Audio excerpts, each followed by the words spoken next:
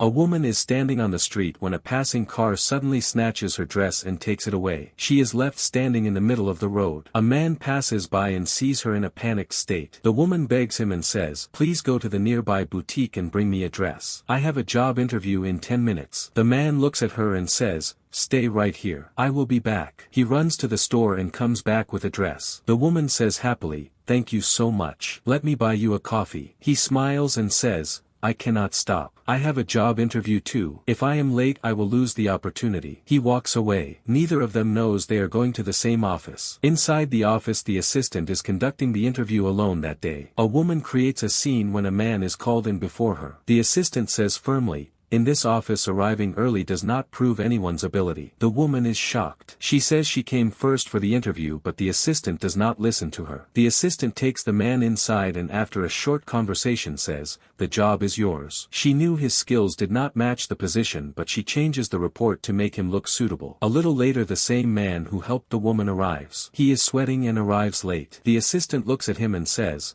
"We have already selected our candidate. You can leave your resume with the secretary. But honestly we will probably not call you." The man tries to show his file to prove his qualifications but the assistant does not listen and asks him to leave. He walks out in disappointment and bumps into a woman in the hallway without even noticing her. He walks away. That woman is the director of the company. At that moment the company director arrives and asks, "Where is the man who just left?" The assistant replies, "He came late and looked unprofessional." The director immediately says, "Call him back and offer him a job." The assistant calls him back. He comes in happily thinking he got the finance job. But the assistant hands him a mop and says, "This is your job. Cleaning and maintenance." He looks at her in shock and says, "I speak 2 languages. I have years of experience in finance." She says coldly, "Accept it or keep trying your luck on the streets." He quietly lowers his head and says, "I accept this job." The next morning the new finance head is badly stuck trying to prepare the financial report. The numbers are not adding up. The man comes into the office while cleaning and immediately spots the mistake. He says politely, "Sir, the problem is not in the numbers but in the formula. For this company you need to use discounted cash flow with inflation adjustment. Otherwise the result will be negative." The finance head shouts angrily, "Do your own job and get out. I do not need you to teach me my work." The man says quietly, "Yes sir. I am sorry." The next day the director looks at the report in an important client meeting and says angrily,